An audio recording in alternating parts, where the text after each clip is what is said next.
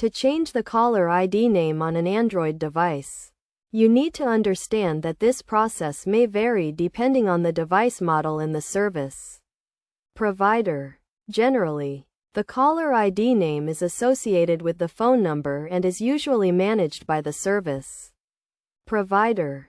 First, contact your service provider to check if they support caller ID name changes and what are the requirements for making such changes.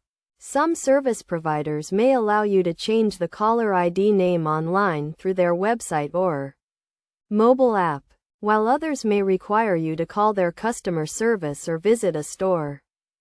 If your service provider supports online changes, go to their website, log into your account, and look for the option to manage your phone services or account settings.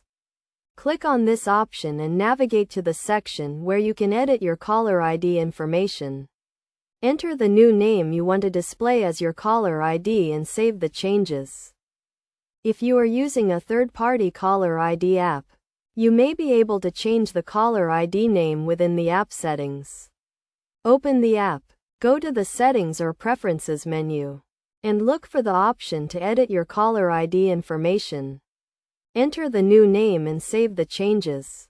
Keep in mind that changing the caller ID name may take some time to take effect, and it may not work for all incoming calls. It is also important to note that some service providers may charge a fee for changing the caller ID name, so be sure to check with your provider before making any changes.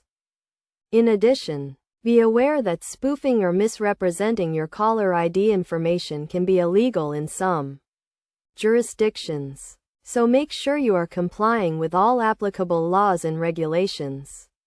Always use this feature responsibly and for legitimate purposes only. By following these steps and guidelines, you should be able to change your caller ID name on your Android device. Remember to check with your service provider for specific instructions and requirements, as the process may vary depending on your location and service provider.